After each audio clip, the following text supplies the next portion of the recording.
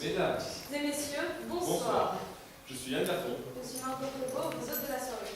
Ce soir, nous allons vous présenter un spectacle ayant pour le thème 6 mois pour entrer en paix, le centenaire du traité de Versailles. Ce spectacle a été préparé par des élèves de première S4 et S5 du lycée Bernard Palissy d'Auchin, Et des élèves du 3e du collège de Cloriceau de Polynésiens. encadrés par les professeurs d'histoire, messieurs Dauphin Monsieur Lagueule. et monsieur Renzi. Et par le professeur de lettres, Monsieur Bouge. Ce projet, qui a obtenu la labellisation de la mission du centenaire de la Première Guerre mondiale, a fait l'objet de plusieurs journées de travail. Mené en commun entre les deux établissements dont nous tenons ici à remercier l'investissement et le soutien au travers de leurs représentants. Monsieur Thomas Madame Martinez. et monsieur Cyprien. Le traité de Versailles résonne encore aujourd'hui comme une paix humiliante pour les vaincus. Et, pour beaucoup, L'une des causes de la Seconde Guerre mondiale. nos professeurs ont souhaité travailler plus en profondeur à la question et nous faire comprendre qu'en réalité cela n'est pas aussi simpliste. Nous allons essayer Au travers de nos représentations, de vous faire comprendre la complexité de la situation en 1919. les difficultés rencontrées par les acteurs de l'époque, Vous retranscrire la complexité des émotions des contemporains. les textes que nous avons préparés sont le pur fruit de notre création. Cependant, ils ont tous été précédés par l'étude de sources réelles de cette époque, des pièces d'archives que nous avons analysées lors de 4 journées complètes de travail. Même si nos textes sont fictionnels et inventés, ils ont respecté autant que possible l'esprit des sources que nous avons consultées. Nous vous remercions de votre présence et vous souhaitons un bon spectacle. Tout d'abord, nous allons voir une vidéo courte Un petit montage fait en ligne par les élèves des Cloriceau qui nous présente le contexte de la sortie de guerre. Vous partez, voilà, il y a quelqu'un qui emmène le... Et on tient la feuille, voilà.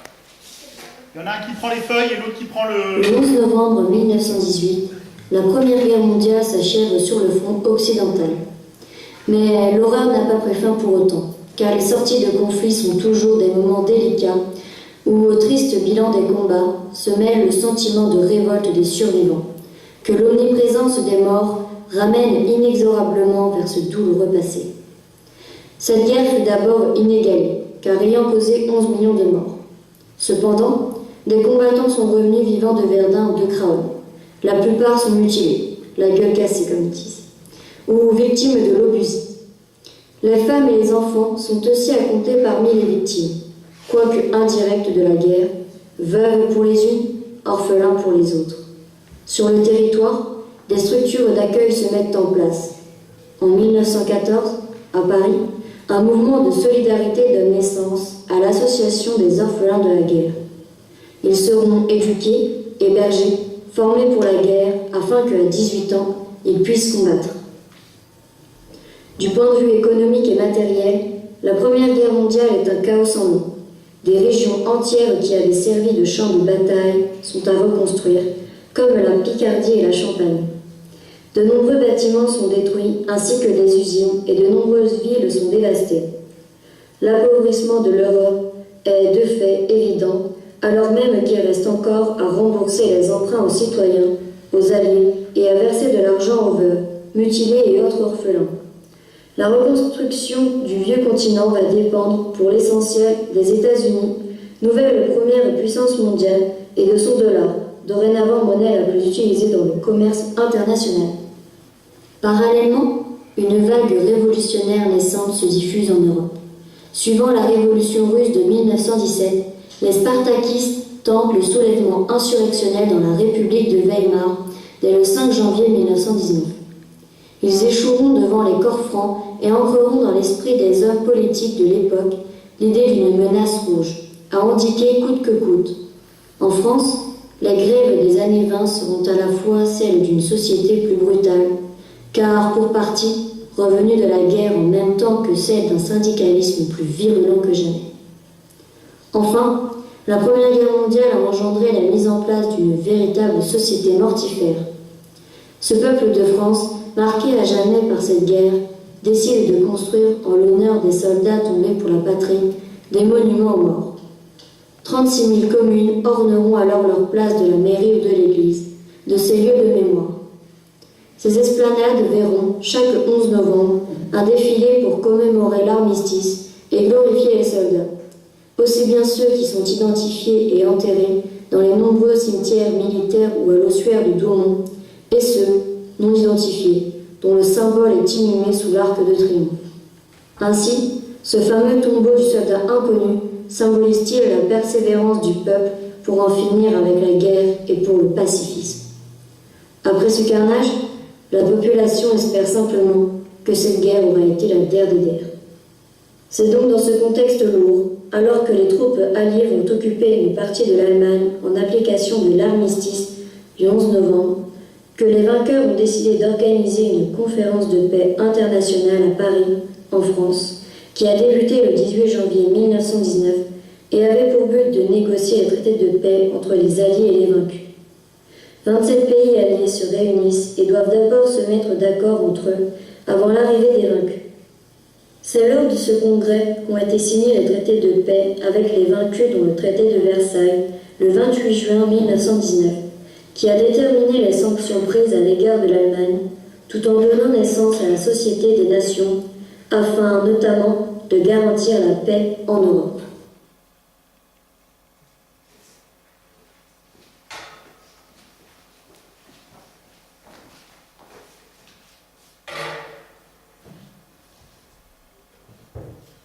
Voici le premier tableau du spectacle. Raymond Poincaré est le président de la République depuis 1913. Il a dirigé la France pendant la Première Guerre mondiale et l'a menée à la victoire. En ce 18 janvier 1919, il doit désormais ouvrir par un discours officiel de la Conférence de la paix, qui réunit 32 délégations alliées venant du monde entier. Mais sans les vaincus, les grands absents de cette réunion diplomatique. Nous avons essayé d'écrire le texte des réflexions et arrière-pensées du président de la République. Elles sont représentatives du point de vue français, majoritaire à l'époque. Elles seront chacune suivies des extraits de textes authentiques de Raymond Poincaré.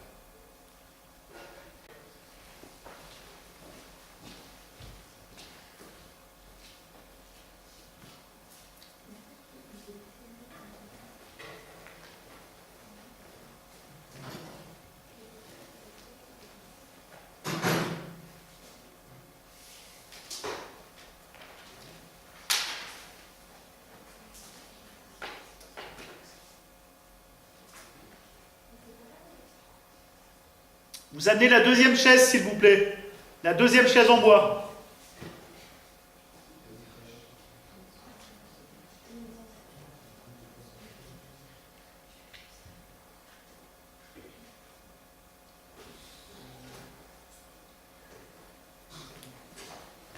Alors, vous me la mettez dos au public. Dos au public. Voilà.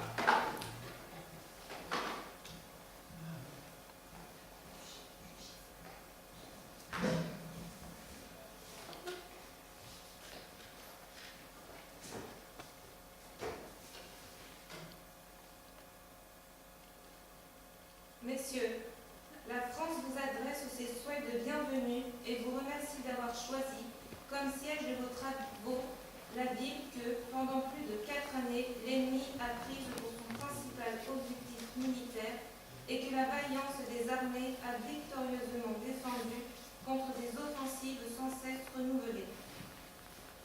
Vos nations se sont successivement jetées dans la mêlée, mais elles n'ont fait les unes et les autres que venir au secours du droit menacé.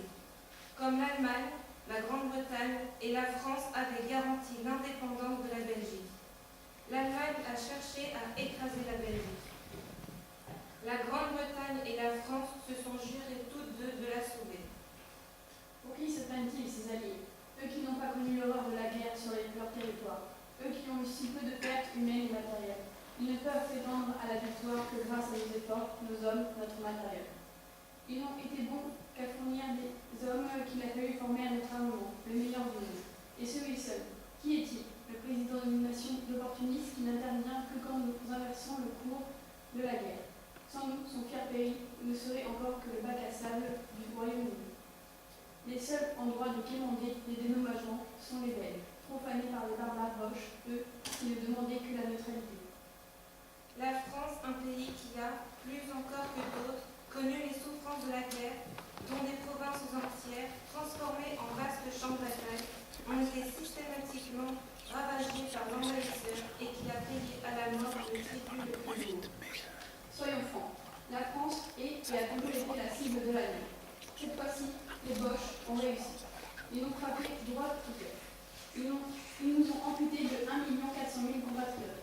Cela aura des conséquences. Les orphelins, dès leur plus jeune âge, les veuves contraintes d'élever leurs enfants seuls, et le reste de nos hommes tristes, appauvris, brutalisés. L'Allemagne pourra énoncer les mêmes choses. C'est toujours elle qui a déclaré la guerre et qui nous a volé 18% de nos soldats. C'est donc à elle de réparer ces torts et de faire en sorte que leurs victimes, que nous, la France, tiennent debout. Que de bien faire pour réconforter nos peuples meurtris. L'argent serait seul pourra-t-il subvenir à nos besoins? Il y a 48 ans, jour pour jour, le 18 janvier 1871, l'Empire d'Allemagne était proclamé par une armée d'invasion dans le château de Versailles. Vous êtes assemblés pour réparer le mal qu'il a fait et pour en empêcher. Violeurs de ma patrie, vous paierez pour vos crimes et mutilations que vous avez fait subir à la France. Vous m'avez arraché ma chère Lorraine tout en humiliant mon pays. Vous avez commis l'impardonnable et vous vous en êtes vendu les Boches. Les Boches n'ont rien respecté. Enfin, les Teutons ont payé. Ces barbares ne méritent qu'une chose, le démembrement de leur unité. Vous allez payer pour ma famille, ma province, mon pays, ma dignité et mon honneur. Si bien que, peu à peu, la guerre a pris la plénitude de son sens initial et qu'elle est devenue, dans toute la force du terme, une croisade de l'humanité pour le droit. Et si quelque chose peut nous consoler, en partie, des deuils qui nous ont frappés, c'est assurément la pensée que notre victoire aussi est la victoire du droit. C'est Satané Cerbère qui a mené l'enfer sur nos terres et soumis nos femmes, enfants et pères, alors que nous avions fait en sorte pour qu'il ne se diverge pas vers le mal, qu'il soit puni de son péché. Ces monstres, en détruisant la cathédrale de Reims, ont atteint le cœur de notre patrie. Nos soldats sont nos héros et mériteraient d'être canonisés comme le sera Jeanne d'Arc. Comme notre chère Belgique, prise en traite, le droit mondial d'être neutre fut agrafé par ces ingrats. Ils doivent payer. Seul le droit de la justice dans le pays des droits de l'homme seront décidés d'une peine à la hauteur de leur acte. En même temps que vous introduirez ainsi dans le monde le plus d'harmonie possible, vous instituerez, conformément à la 14e des propositions qu'ont unanimement adopté les grandes puissances alliées, une Ligue générale des nations qui sera une garantie suprême contre les attentats aux droits des gens. En établissant cet ordre nouveau, vous répondrez aux aspirations de l'humanité qui, après les terribles secousses de ces années sanglantes, souhaite ardemment de se sentir protégée par un concert des peuples libres contre les réveils toujours possibles de la sauvagerie primitive. Avec ce terrible bilan, la France a besoin de repos et de sécurité. Elle doit trouver une solution pour éviter que tout cela recommence. Le principe de Wilson semble bon. Créer une association de pays pour maintenir la paix, mais comment la faire fonctionner? D'autant qu'il va falloir cohabiter avec ces barbares. Mais comment faire pour qu'ils ne nous attaquent plus? Car ces gens n'obéissent pas aux règles. Les exclure de la société n'est pas assez. Ah, je pourrais séparer leur pays en deux. Oui, cela me semble plus efficace. Je vous laisse, messieurs, à vos graves délibérations et je déclare ouverte la conférence de Paris.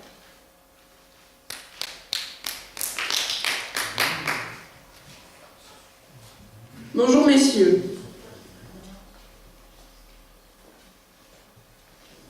Comme vous le savez tous, nous sommes ici pour partager de façon équitable ces territoires, tout en prenant en compte les terres promises au peuple italien. Top, il faut monsieur, madame Loyal. Oui.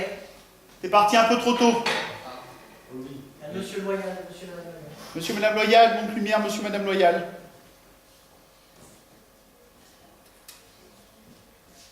Le second tableau du spectacle, ce sont les négociations de Versailles qui ont désormais commencé. La paix doit être négociée entre les vainqueurs.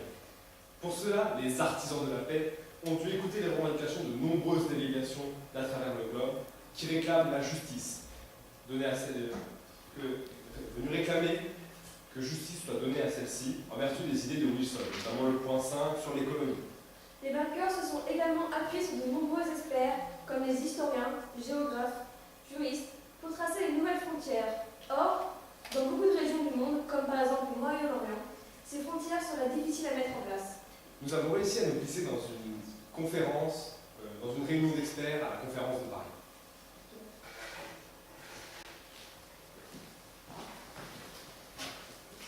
Bonjour messieurs.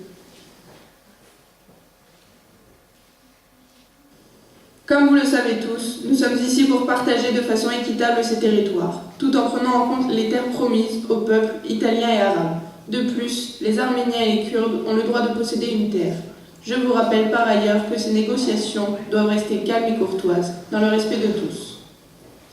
Au nom du peuple arabe, je veux tout d'abord remercier les grandes puissances européennes, la belle France, le grand Royaume-Uni, la radieuse Italie, de nous avoir libérés de l'Empire ottoman et de nous avoir conviés à cette assemblée de négociation. D'autre part, la Grande-Bretagne a toujours été présente et le droit de l'Alliance nous attribue, avant le droit des peuples, ces territoires. N'oubliez pas, messieurs les Anglais, l'accord entre M. Saxe et M. Picot quant au partage de l'Empire ottoman. Donc le droit d'alliance, d'accord, mais pas sur tout le Moyen-Orient. Étant le représentant des Juifs, et puisque l'on évoque les accords passés au préalable, je vous rappelle que la déclaration Balfour du 2 novembre 1917 nous promet un foyer national. Cette déclaration a été faite par le ministre des Affaires étrangères britannique lui-même, et il nous a précisé que le gouvernement britannique ferait tout pour la respecter. Tant que nous y sommes, vous autres juifs n'êtes pas les seuls à disposer de ce type d'engagement. La lettre du 24 octobre 1915, écrite par MacMahon au commissaire de la Grande-Bretagne en Égypte, et destinée au shérif de la Mecque, Hussein, nous promet la création d'un royaume arabe. Et qu'en est-il aujourd'hui? Scusi, excusez-moi. Bien.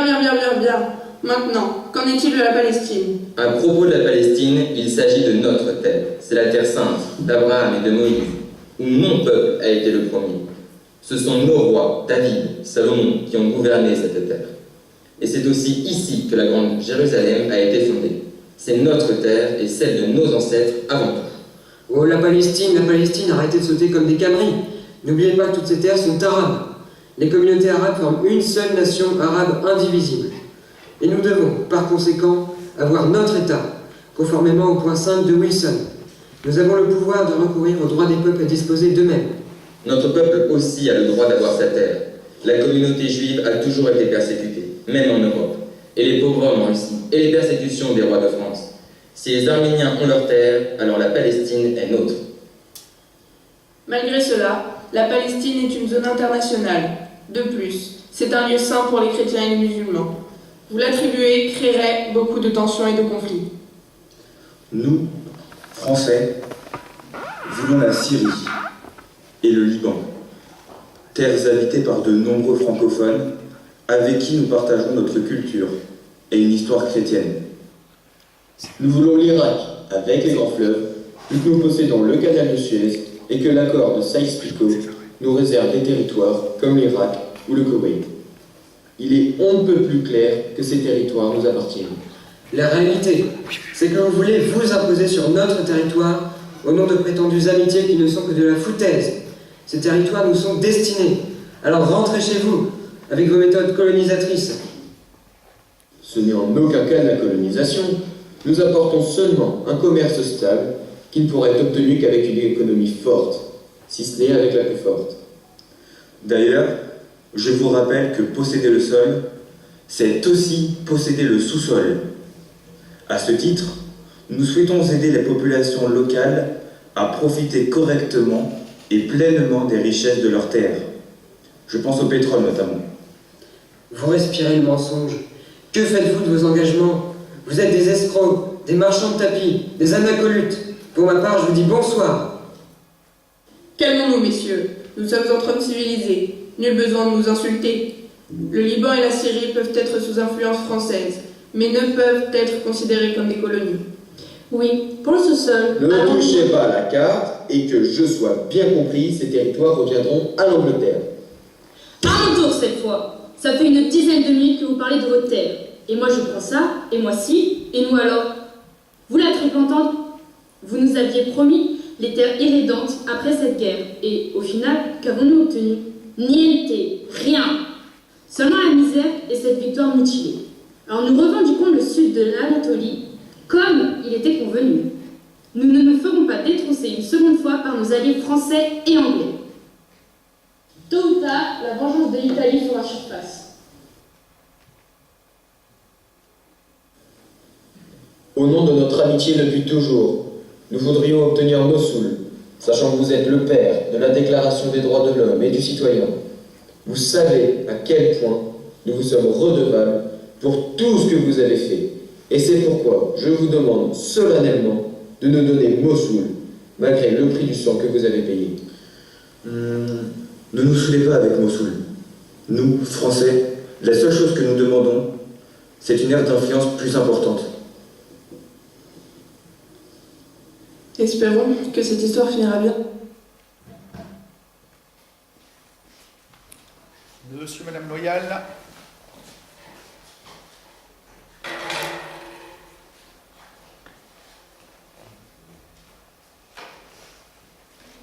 Lumière. Troisième tableau du spectacle. Le président Wilson, dont les idées ont été acceptées comme la base de la nouvelle paix, avait promis la diplomatie ouverte, soit la possibilité de négocier sous l'œil vigilant de l'opinion publique. Or, finalement, que pense la population française de la future paix? Qu'attend-elle de la paix? Nous avons essayé de le comprendre à travers cette scène capturée dans un bistrot parisien. Les acteurs du bistrot, vous aidez à installer parce que sinon ça va prendre des plombes. Donc a priori, il y a des marques qui indiquent où doivent se trouver les tables rondes. Vous essayez de centrer le pied. Essayez de mettre, Axel, un peu de lumière sur scène. Voilà, ça c'est très bien. C'est parfait. C'est pas grave si le public voit l'installation, c'est vraiment pas grave. Une fois que c'est installé, les gens qui n'ont plus à être sur scène, vous sortez évidemment. Ceux qui jouent s'installent. Vous nous faites un petit bruit de fond. Blablabla, blablabla.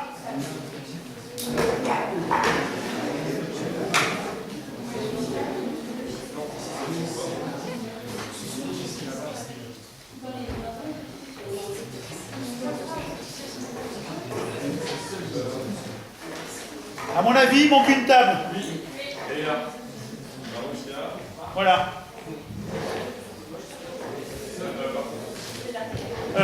La table qui est...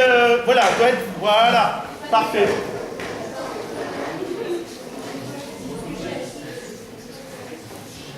Donc pendant que vous installerez, tous les professeurs chanteront la chanson de Craon pour meubler. C'est un Craon. Non, ça c'est Aveyron, merde. Oui, vous êtes un Craon. Non, c'est pas ça. C'est pas ça. Adieu l'amour. Ouais. Car nous sommes tous condamnés, nous sommes les sacrifiés. Voilà. C'était magnifique. Donc là, monsieur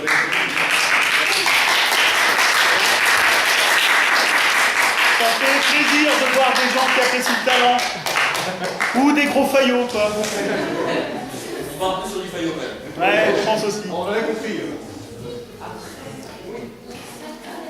Allez, tout le monde est en place. Le petit brouhaha.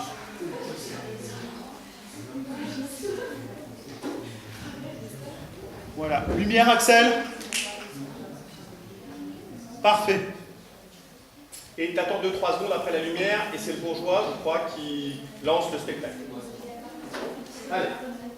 Ah, cette saleté d'hier, qui va totalement ruiner. Mes usines détruites, mes ouvriers morts et pas remplacés. Et l'armement qui ne se vend plus. Comment s'en sortir? Bah, cette guerre nous a fait du tort à tous. Regardez, nous par exemple, les gueules cassées, elles vont fuir tous nos clients. Et êtes quoi? Ils font peur. Et ça termine par l'argent qui rentre dans la caisse. C'est bien vrai. Ça fait 25 ans que je bosse à l'usine. 25 ans que je trime pour nourrir les 5 gamins. Ma femme est morte il y a 4 ans, de faim. Alors on ne pouvait pas nourrir tous les gosses. Je buvais déjà beaucoup à l'époque. J'ai rien vu venir. Alors j'ai travaillé dans l'armement, chez cet homme-là, avec la promesse de gagner plus. Et bah miette, les enfants mangent toujours aussi mal et je bois toujours plus. La guerre a rempli les poches des bourgeois. Et tuer les ouvriers seuls. Jamais j'ai loupé un jour. Jamais j'ai causé un problème. Et j'ai jamais reçu une prime, un encouragement, un regard. Je suis sûr que depuis votre KGB de luxe, nous ne sommes que des ploucs anonymes remplissant vos poches. Mais sachez une chose, mes camarades se taisent, mes camarades souffrent, mes camarades meurent. Ah, pauvre petite. C'est pas une misère de voir ça. à celui qui dans la mine sans ses poumons s'est niété, à celui dans les chaudronneries et à ses doigts brûlés, aux femmes dans les usines de munitions abruties par la machinerie. Je bois non pas pour noyer mon chagrin, mais pour honorer mes frères, mes sœurs, mes camarades. Ah, bien dit. Oh, les ouvriers, toujours à ce point. Oh, mais je ne suis pas le plus à plaindre, loin de là. Car en plus d'agoniser à l'usine, certains ont vécu la guerre. Et au lieu de leur accorder le repos qu'ils méritent, on les envoie crever dans les veines de l'industrie. Mais les pleurs des misérables seront entendus. Les rouges arrivent, les Russes y ont succombé, et la révolution bolchevique ne saurait tarder. À courir! Mais vous n'avez pas honte? Sans nous, vous n'aurez plus de foyer, plus d'entreprise, plus de travail. Ah, c'est pas faux.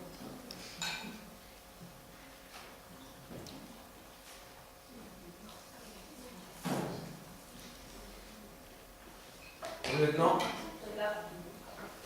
c'est ça qu'a défendu la France avec les économies. D'aller rouge, il y en a un qui a bu un coup de trop. Et Marcel, puisqu'on parle rouge, t'en resserres un? Bah, À courir! Où étiez-vous quand ce brave a laissé sa santé sur le champ de bataille? Où étiez-vous? Embusqué? Une fille de Napoléon pour moi, et servez à ses soldats ce qu'ils veulent. Vous moquez de cette guerre qui m'a tout pris, y compris mon mari, mort pour la France, au champ d'honneur. Et maintenant que la guerre est finie, que devenons-nous, nous, les munitionnistes? J'ai travaillé pendant 4 ans, mais aujourd'hui, je n'ai plus rien. Et qui va ramener l'argent à la maison?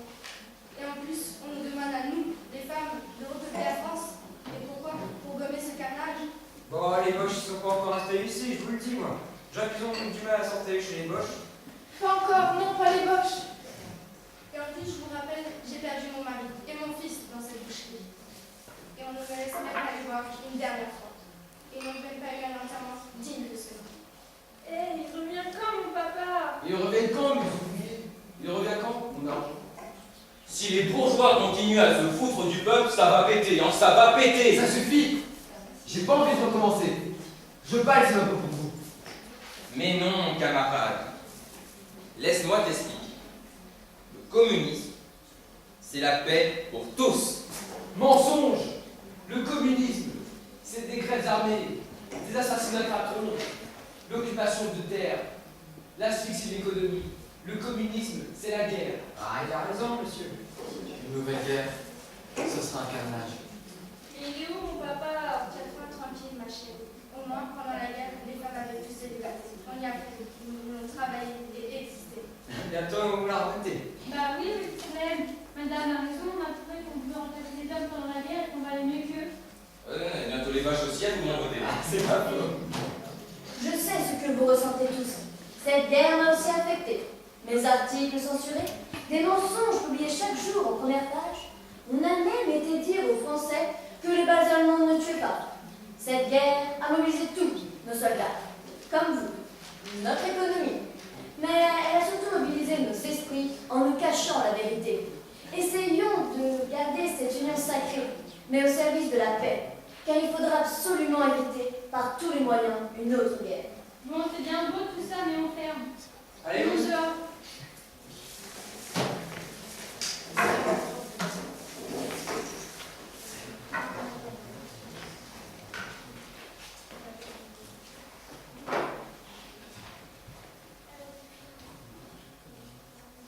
Dis, maman, il revient quand, mon papa? Jamais. Il n'en reviendra jamais, ma chérie. Ton frère non plus, d'ailleurs. La guerre, c'est ça. Ce sont des hommes, des enfants qui meurent et des femmes qui restent et qui pleurent. Impeccable.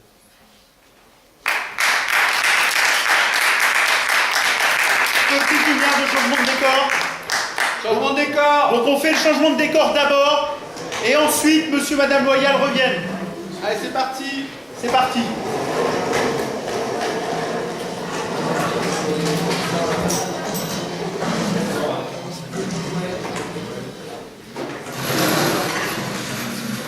Voilà, vous essayez de centrer le rideau de séparation. Parfait.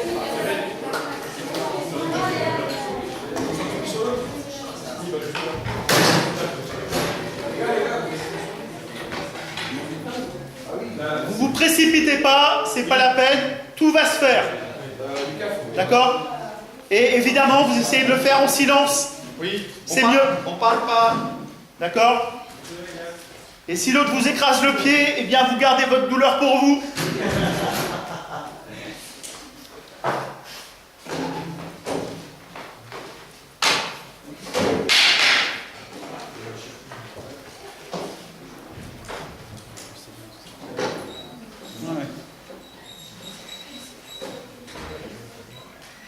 La deuxième n'a pas de nappe.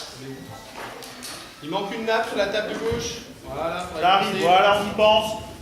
Prenez le temps, ne vous précipitez pas. On en est à 30 minutes. Tout va bien. Hein. Ça doit être plus long que ça, c'est pas un drap. Ils n'auront pas le temps de s'endormir. Puis s'ils s'endorment, S'ils s'endorment, ça retombera sur vous. Voilà.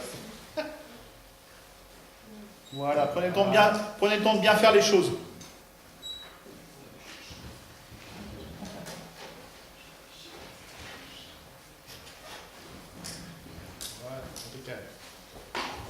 Vous sortez, lumière sur monsieur et madame Loyal. Ah, vu qu'on a un petit souci. Alors, vous allez reculer un tout petit peu.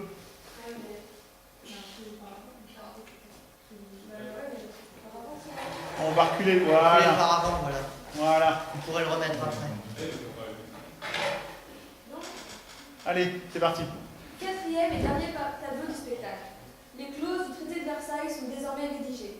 Elles l'ont été à la suite de nombreuses discussions entre les quatre grands, dont Wilson l'américain, L'œil de Georges le britannique Clémenceau le français. et Orlando l'italien. Mais il reste un moment fort dans les négociations de paix. Le face-à-face entre les vainqueurs et les vaincus.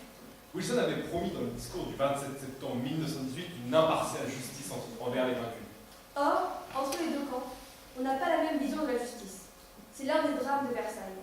Il n'y aura d'ailleurs pas de réel face-à-face entre Clémenceau, le chef de la délégation française, et Proctor Franzo, le chef de la délégation allemande, puisque les Alliés vont refuser de négocier oralement, en réel, avec les vaincus. Seules les observations écrites seront permises.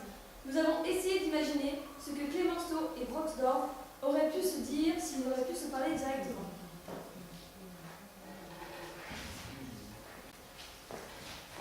On va modifier un truc. En fait, on va, dans un premier temps, se débarrasser du café. Monsieur Madame Maman et bon, Sophie en parce que sinon...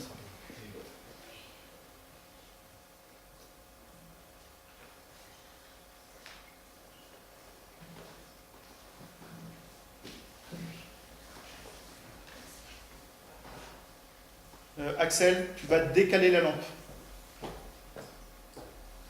Voilà. Et décale ta chaise même un peu à droite, toi, côté opposé. Voilà, parfait. Décale.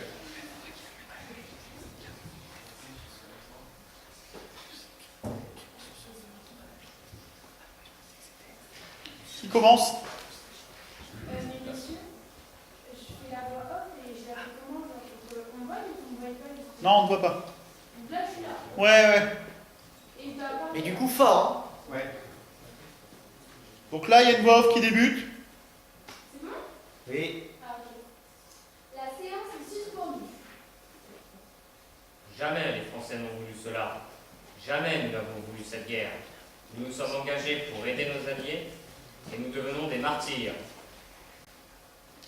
Nous voulions juste nous défendre. C'était une guerre défensive. Si nous n'avions pas attaqué, l'Allemagne serait devenue la cible des pays de l'entente avant même d'être prête. Je suis sûr qu'ils auront le toupet de parler de guerre défensive. Mais bien évidemment, envahir la Belgique, détruire l'Alsace, massacrer nos enfants, violer nos femmes, ils prétendent se défendre. Depuis plusieurs dizaines d'années, l'impérialisme européen opprime les Allemands qui ne peuvent lutter contre ces puissances. Clémenceau attise la haine de l'Allemagne et elle est sa seule motivation. Nous priver de faire des réclamations à l'oral en est l'exemple même. Ils ont tenté de noyer notre économie en même temps que nos mines. Et cet argent, ils nous le doivent, pour payer les pertes subies par l'État, pour tenter de combler le trou béant laissé dans les familles françaises. Quand je pense qu'ils osent jouer ainsi sur les pertes humaines? Ils ne sont pas les seuls à en avoir subi, que je sache. Clémenceau oublie trop souvent que cette guerre a été dramatique pour nous aussi. Il oublie le blocus britannique. Pire, il a cautionné le blocus qui a fait tant d'affamés allemands et tant de victimes innocentes. Qu'il le veuille ou non, il a du sang sur les mains. Ils veulent que nous payions les réparations, soit nous payerons, à moi de négocier la hauteur de ce montant. Après tout, ce sont eux qui ont demandé la paix. Ce sont les vaincus. Des vaincus responsables de cette guerre. Des vaincus coupables. Et cette arrogance, ce mépris de considérer que nous faisons preuve de faiblesse parce que nous demandons la paix, non! Nous sommes les premiers à avoir voulu arrêter ce carnage. Le droit. Clémenceau n'a que ce mot à la bouche. S'il invoque le droit, je demande moi la justice. Et cela passe par une enquête impartiale, une enquête qui permettra de démontrer que notre responsabilité n'est pas totale dans le commencement et la poursuite de cette guerre. Orgdorf pense que cette commission est un tribunal. Il se trompe. Viendra l'heure de juger les coupables. Il faudra d'abord commencer par le Kaiser pour tous les crimes dont il est responsable. Ce ne sera que justice pour la Belgique. Orgdorf, voici les conditions de paix.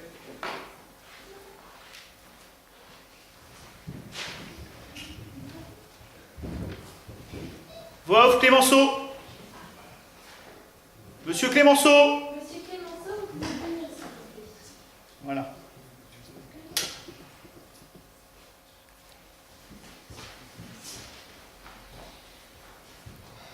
Voyons voir cette note de mes juges. Espérons qu'elle respecte l'économie de Wilson. Normalement, j'étudie normalement la base de ce simulacre de paix. Comparons ces deux documents. Le premier point évoque des conventions de paix préparées au grand jour. On dirait une mauvaise farce. Impossible de savoir ce que trament nos alliés. Le deuxième point, il est tout aussi beau, la liberté absolue de navigation sur terre, sur mer. Cela fait presque rêver, puisqu'on n'a plus de marine. Et vouloir supprimer les barrières économiques après nous avoir infligé un blocus. Quelle ironie. L'Allemagne est, par nature, une menace pour nous. Il faut donc absolument limiter son territoire et ainsi son influence malsaine. Elle doit nous être inférieure pour que notre sécurité soit garantie et que l'Europe vive en paix. Cela passe par la perte de ses anciennes colonies et par une interdiction ferme de s'allier avec l'ancien empire autrichien. Les armements de chaque pays seront réduits au minimum, seulement pour l'Allemagne. Nous avons respecté les points 6, 7 et 8 en quittant la Russie, la Belgique et la France. C'est même notre argent qui servira à restaurer leur territoire. Les Alliés n'ont rien respecté de ces 14 points, puisqu'ils ont magistralement ignoré la demande de reprise de Fiume par les Italiens. Et qu'ils ont laissé les peuples d'Autriche-Hongrie devenir indépendants en empêchant nos frères autrichiens de nous rejoindre dans une grande fédération germanique. Et la création de cet État polonais, avec soi-disant que des Polonais. Danzig est peuplé de fiers Allemands, et nous la perdons. Quant à la mise en place d'une société des nations censée garantir une paix durable, quelle valeur lui accorder puisqu'on n'en fera pas partie? Il nous faudrait aussi occuper une partie de leur territoire frontalier au nôtre, pour éviter toute menace et surtout réduire leur armée, en supprimant leur service militaire, par exemple. Ce traité est véritablement une mascarade, destinée à nous priver de nos droits et à nous amputer de nos territoires. Vous avez oublié qu'avant la guerre, nous étions respectables, les meilleurs scientifiques, les plus beaux prix Nobel, de nombreux brevets. Mais avec cet article 306, ils nous ont supprimé notre passé et notre fierté. En maquillant cette supercherie sous les traits d'une paix juste, ils sont juste en train de créer un sentiment de revanche qui ne pourra que se retourner contre eux. Terminé. Applaudissements. Axel surveille la lumière du bistrot.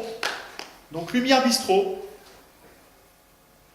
D'accord? Et tout le monde va venir saluer. Et vous faites une file indienne devant là. File indienne. Rangée. Vous faites une rangée Allez, devant. allez, tout le monde devant. Les deux qui sont en régie, vous pouvez descendre. Vous allez venir aussi pour saluer. Ne vous précipitez pas, n'allez pas tomber. Dans les escaliers. Allez, occupez bien toute la largeur de la scène. On se cache pas derrière les autres, ça sert à rien. Vous êtes tous là. Mettez éventuellement les plus petits devant, les plus grands derrière, parce que vous prenez de l'espace. Le pupitre, vous le sortez. Le pupitre, on va le faire descendre. Tu le fais descendre d'un étage. Voilà.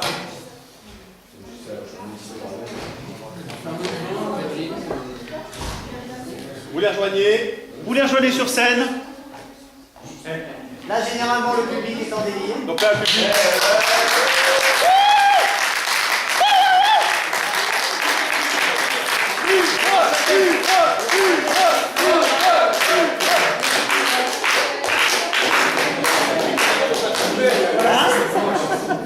Ah, pardon. Bon, et là, vous faites.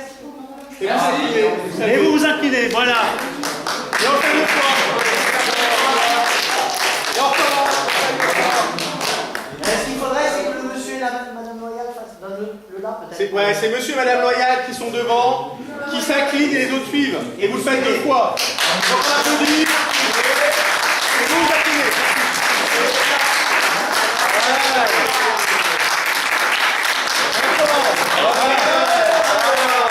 Alors ensuite, on va tenter un truc un peu compliqué. Ouais. Ensuite, les garçons, vous reculez.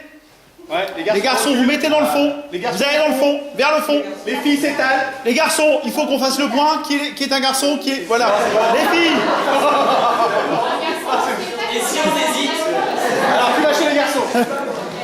Les filles, vous prenez toute la largeur. Vous étalez. Toute la largeur, mesdemoiselles. Allez, allez. Allez, allez. Eh oui, Justine, tu aimes ça, on le Toute sait. la largeur. Voilà. On vous applaudit. Voilà. Vous vous inclinez. On salue. Voilà. Vous partez dans le fond, messieurs, vous venez. Les filles dehors, les garçons devant. Allez. Et donc là, les gens continuent d'applaudir. Non, n'en fais pas trop, Ignace. C'est pas nécessaire. Apprends à mettre une chemise. Voilà. Et on s'incline. Vous vous inclinez. Ah. Merci, si. Il y a un speech final, monsieur et madame Loyal. Marco. Ouais. Hein? D'abord ça, et ensuite il faut leur petit discours de fin. Il y a un petit discours de fin. Il y a un petit discours de fin? Ah bah c'est un discours de fin. Alors, Vous allez tous au fond. vous allez au fond. Il y a un discours final. Voilà ce que je voulais dire. Alors, et là, je crois que vous avez le spectacle.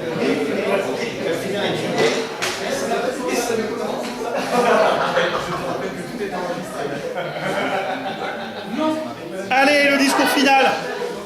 Monsieur, madame Loyal. Merci d'avoir suivi ce spectacle. Nous vous remercions d'être venus soutenir notre initiative. Et nous espérons que vous avez passé un agréable moment. Nous tenons à remercier tous ceux qui, de près ou de loin, ont rendu ce spectacle possible. Et nous tenons surtout à remercier tous les élèves s'ayant impliqués dans ce projet. Bravo.